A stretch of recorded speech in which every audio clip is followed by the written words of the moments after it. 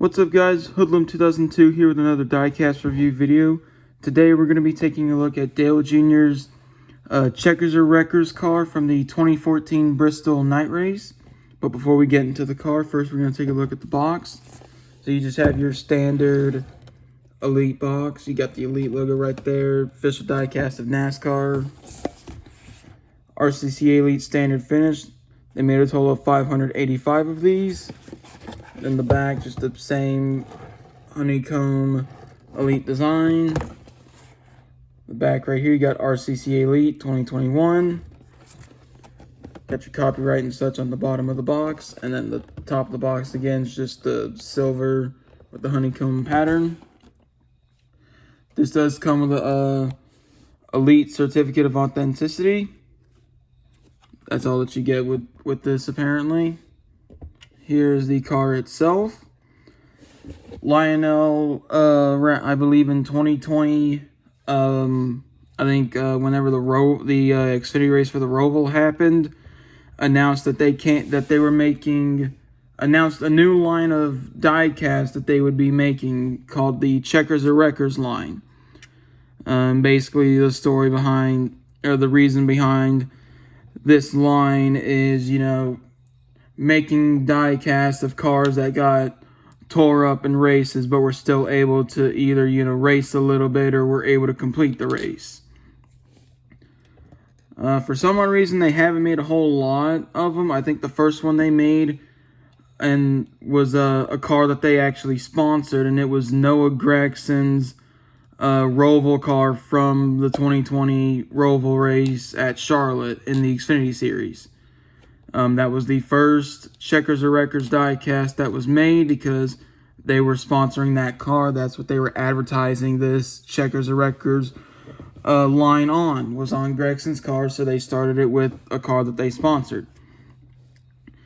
And then the second one that they came out with was Chase Elliott's 2017 Martinsville playoff race car.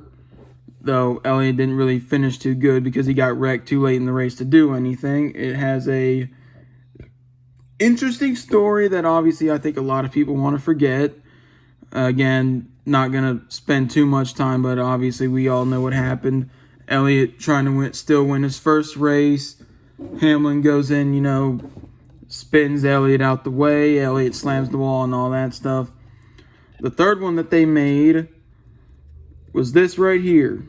Dale Jr.'s 2014 Diet Mountain Dew car from the Bristol night race. When I believe a wreck was happened, when Jr., I believe he gotten involved in a wreck and was riding next to the outside wall, and then Hamlin's car, I think his car hit the inside wall and then it bounced up the track and ripped off the whole driver's side section, or the driver's side door area of this car. And it's Dale Jr., so they were gonna throw a Dale Jr. car into that line, and I have to say and this is all decaled. None of the body is actually torn up because Lionel can't really do that. I mean, in my opinion, I like it. I think they did good. I think they do good with, what they have, and they work with what they can. I believe the next Checkers or Wreckers diecast that they made for this line was the Kyle Larson video game move from the playoff race at Darlington from last year. I've actually got that on pre-order because I actually really like that. And then most recently, they announced that they were going to be making a Checkers or Wreckers of Blaney's regular season finale Daytona car. So this is that's the first Checkers or Wreckers car that we have for the next gen car and for this year. I feel like there's a whole lot more cars out there that could be made in this line. I think to Darlington a couple weeks ago in the Xfinity Series, Sheldon Creed did the exact same thing Larson did a year before. Sheldon Creed trying to, win the Darlington race to get into the playoffs, pulls a video game move because he said his right front was down, so he just full throttled it and sent it. That would be a good one. And obviously, a lot of the times, Lionel will have either licensing issues or the teams are like, we're not interested. But those are all the ones that have been made. But obviously, you got to throw a Dale Jr. car in there. So let's go ahead and get down to sponsors, and then we'll get to that race damage. So on the hood here, you have Diet Mountain Dew. On the front, you have the Chevy Bowtie Chevrolet SS. You got the 88 right there. You got the Hendrick Motorsports logo right there. And it looks like some sort of serial number next to that, or like chassis number or something. We're going to go down this side of the car since we can see all the sponsors. So in front of the tire, you got Moog, Mahle, Comp, and Sunoco. You got Goodyear right there above the fender. In front of the around the A-push, you got Mechanics Wear, Holley, 3M. You got Freescale, Flowmaster, Duralast Brakes, Edelbrock, Jegs, Autometer, the Coors Light Pole Award, the NASCAR Sprint Cup Series, and the NASCAR Race Car logo. Obviously, with it being a short track, there is no window on the right side of the car. Got the 88 right there as usual. You got Kelly Blue Book above the exhaust with the, I don't know how to say that, bethematch.org, I believe is probably what that is. On the B post, you have Hendrick Motorsports, Axalta, Bosch, Freightliner, Mack Tools, and Siemens. You got Dale Jr.'s name right there along with the flag. It looks like you have another, some sort of anniversary sticker or something behind the flag. You got Junior's 3-win stickers, I'm assuming from the Daytona 500 and the 2 Pocono races. Got Diet Mountain Dew right there on the quarter panel as always. And you got Valvoline on the C-post. Got National Guard on the back right here. On the back, you have the Chevy SS and another little SS logo down there.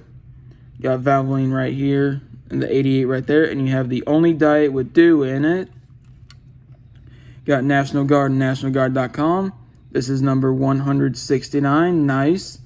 And you have Diet Mountain Dew on the roof. Obviously, you would have the same stuff down the other side of the car if half the car wasn't fixed by duct tape and bear bond and whatnot. So let's go ahead and get down to the damage, and we'll save this part for last. So we'll go the same direction. So on the hood, you can kind of see some specks of rubber. Look, you can kind of maybe see some tape all kind of right here to maybe like hold the hood down or something.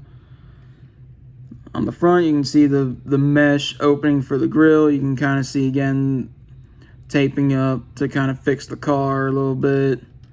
You can see some tape over, looks to be maybe like the brake ducts or something like that. And again, just a whole bunch of rubber and whatnot. You can see the Goodyear lettering is completely rode off the right front tire. Looks like you got some white marks probably from whenever it hit the wall or something. Don't know exactly what that could be from. Again, got a little scuff mark right here by the Goodyear logo. Now, I don't know if this is, I believe this is also kind of scraped off. Can't tell if that's either scraped off or that's just the way the design is. Going down this side, not really too much damage. Got a little bit of a mark right there at the top of the 88. Kind of see some burn marks around the exhaust right here, some scrapes and rubber and the Kelly Blue Book logo. You can see some marks back here around the National Guard logo. Almost all the Goodyear lettering is off the right rear tire. You can kind of see maybe a little bit of yellow. I don't know where in the Goodyear logo that would be. Looks like you can kind of see some stuff around the fender as well.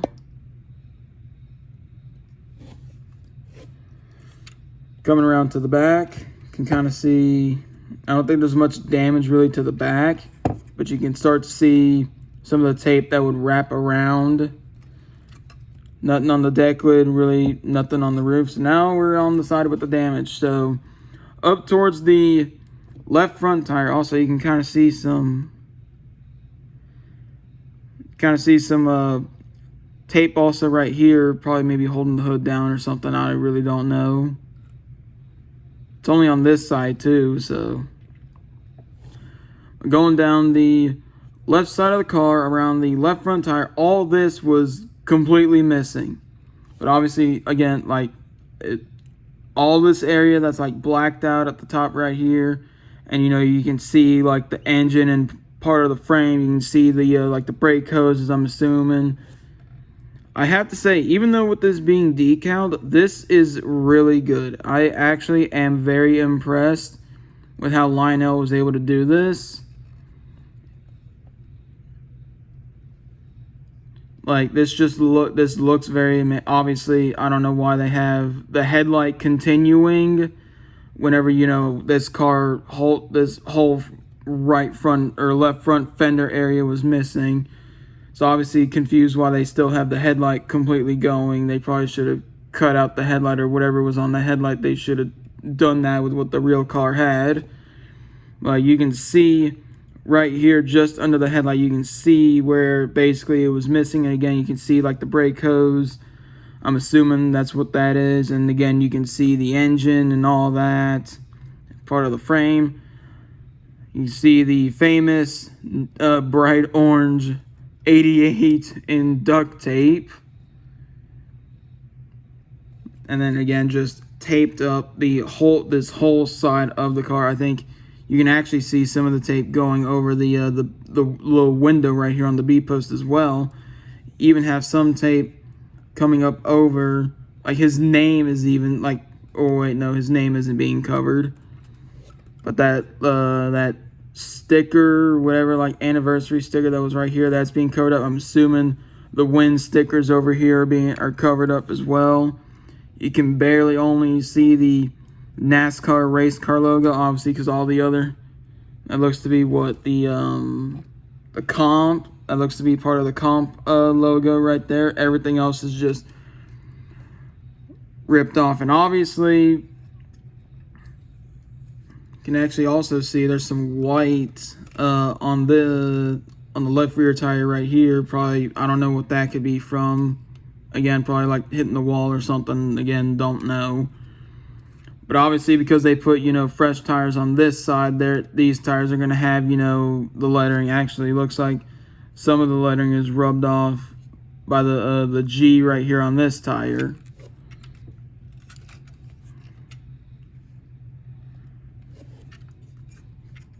And a couple things, so obviously with this being an Elite, there's the underside of this car. And again, on the Elites, they'll put the DIN on the underside of the car right there. You also got the RCCA Elite logo right there. The trunk opens. So something else that they did was, while this is obviously, you know, the Chevy SS mold, I'm assuming it's, I mean, I don't really think the Chevy mold, the SS mold really changed. I would assume they again used the same, you know, the 2014 mold or whatnot. Again, roof flaps open as well. And let's show the hood, the unders detail before we get into this. So there's the engine detail, and actually under the hood you have a Chevy bow tie, National Guard, and Mountain Dew, or Diet Mountain Dew, I should say. But I already forgot what I was saying. Wow. But yeah, really cool. Was really happy to pick. Okay, now I remember what I was fixing to say. So back, obviously, when, you know, the Chevy SS was still running with the ARC. This was back when the ARC on the ARC diecast, you still had the hood. The hood would still open, the roof flaps would still open, and the trunk would still open on the ARCs. And then the Elites had that little bit extra detail again. Like, this is an Elite, so you can see like the holes for the antennas. But obviously back then in 2014 on the Elites, they had like I would assume they had like the rubber tethers for the, you know, the deck lid, the roof flaps, and the hood. They obviously, looks like they obviously changed the way they did the mold for this particular, for both this and Elliott's Martinsville car. So if you got the ARC of either this or the Elliott car, I believe they changed the mold to where only the hood would open. Again, I really don't know. I'm just basing off what I can remember seeing from the pictures. But it looks like if you got the ARC version of either this or the Chase Elliott Martinsville car, only the hood would open. You don't have opening roof flaps, and you don't have an opening deck lid. So they basically lowered the features on the ARC, whereas, if you bought, a diecast, an ARC that was made in 2017, so for example, maybe Dale Jr.'s final ride car, the Exalta final ride car, because I have both the clean and the race version as an ARC, and again, back then, on the normal ARCs that were made in that year, the hood opens, the roof flaps open, and the trunk opens, or deck lid. But if you got the ARC, of this car or the Chase Elliott car, I believe only the hood opens. I know for sure the trunk doesn't open, but I'm not 100% sure on the roof flaps. Again, I'm just going off what I can remember seeing from the pictures. But again, I think Lionel did a really good job. Obviously, there's people out there who, wish and say, why can't Lionel, just completely, go full 100%. Like, if you got to cut the car, like, if you got to cut a piece of the car off or whatever, Lionel's not going to do that because, again, with the whole, I don't know the whole reason, obviously probably because, financial wise and all the stuff that would have to go into, cutting, this whole left front fender off this car. How much would that cost for them to do it on, over 500 of these cars?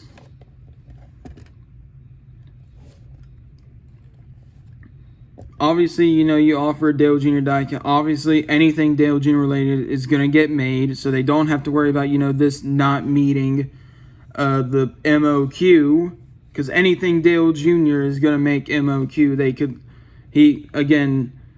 I was honestly surprised. I was thinking they were going to do it, or they were going to make it, but apparently I'm surprised. I could say I'm surprised, but then I'm somewhat not surprised. Because Dale Jr. actually did end up testing the next gen car at Daytona.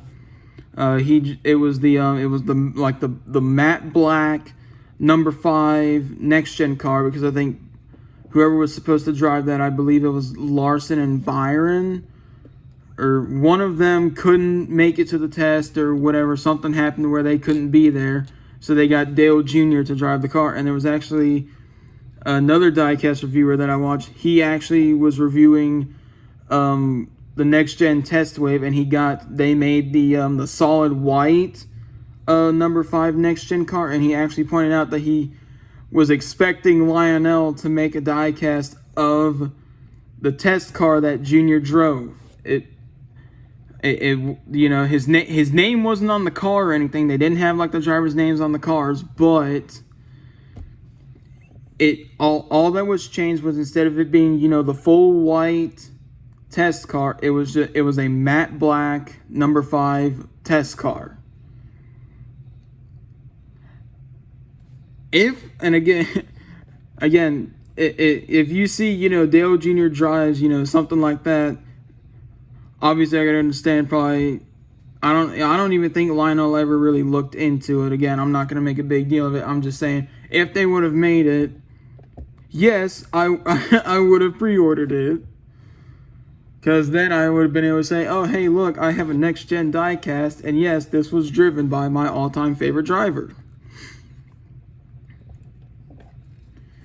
But anyway, so yeah, again, really like how this car came out, and again, really wishing Lionel needs to, again, make more of these cars. They actually did look into making a bunch of other cars, because there's a Twitter account that I follow, and they post updates and all that, and Lionel was actually looking at making a whole bunch of, or at least a decent amount of these Checkers and Wreckers cars. If I can name them off, I believe one of them was Carl Edwards. It was in the Car Tomorrow, where it had, the spoiler that everyone or that a lot of people hated or something. I believe it was 2008, 2009. I can't really remember. It was during that winged Car of Tomorrow year, and it was at, I believe, Kansas. I believe Johnson won the race. Carl Edwards was right behind him, and he basically, and again, he said he did a video game move. He drove down into the corner, slid up the track, and just hit the wall to try to win the race. They looked into making that, but why that didn't get made was apparently they don't have the tooling or the mold for the winged car of tomorrow. So they couldn't make that. Would they have gotten approval from the sponsors and whatnot? Who knows? They just said that they couldn't make it due to them not having the tooling or the mold for the car. I believe another one that they actually looked into, and I bought a custom of this one off of eBay.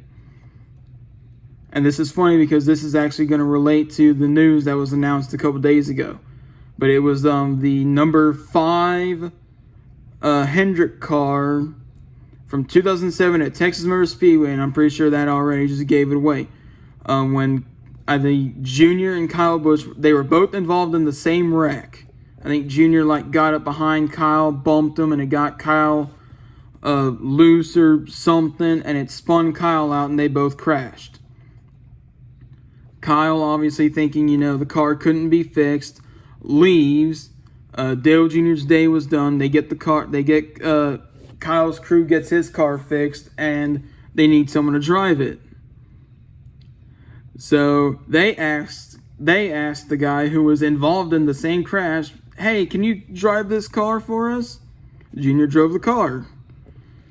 I believe the whole car was good. I think the only part that really had damage was there was some repair done on the left side of where the driver gets in. They looked into making that because they do have the mold and the tooling or whatever for the Gen 4 body, because they're making Junior's late model stock car they ran a couple weeks ago, the Sundrop 3. They're making that using the Gen 4. I believe they said they were using the 2006 Monte Carlo body to closely replicate a late model stock car. They're not making a new mold for that car. A lot of people were saying they should, but then again, yes, while it would open opportunities to make, maybe like Carson Quapple's late model stock car, or, some other late model stock car drivers. Again, they would have to meet MOQ. And how does Lionel know that, a lot of those cars are going to meet MOQ? They don't want to just make a brand new mold for one car and be like, okay, well, that's it. So that's obviously part of the reason I feel like is Lionel, obviously doesn't think they can maybe get MOQ, because again, all of this falls on when Lionel releases, a diecast up for pre-order. It's on the people who collect diecast, or whoever, if you're like a fan of that driver or something. It's on the fans to pre-order the car, because if they want it made, pre-order it. You don't get charged for it until it ships, which would be a couple months later, which gives you time, to maybe save up the money and all that. But again, really cool how this car came out. I know some people will buy this car and then they'll send it to a custom person and be like, hey, can you cut the fender off but leave everything else alone? I think I've seen there's a guy that I follow who does custom diecast, and I think he bought this and transformed it, into the actual thing. He cut the fender off and all that stuff, added a little bit more detail to it. But I'm okay with this. I like it. I'm happy to have Junior this interesting car in some way, shape, or form. I didn't. If I couldn't, be able to buy the full custom version of this, I'm happy I at least got it, again, in some way. And I am okay with it. I actually only have 2 other custom, checkers or wreckers cars that you could call them, I guess. Which, again, one of them I mentioned was that 2007 Dale Jr. / Kyle Busch Texas car, and then the other one I have is a custom of Junior's I believe, the spring Martinsville race from 2006, where his trying to visualize this, where the right front fender was completely missing. Probably have to do. I think Texas is next week, so I might review that Dale Jr. Kyle Busch car, even though it wasn't ran. I don't think it was ran in the. Did Texas even have a second date in 2007? I can't even remember. I was a little kid back then, so I probably wouldn't know.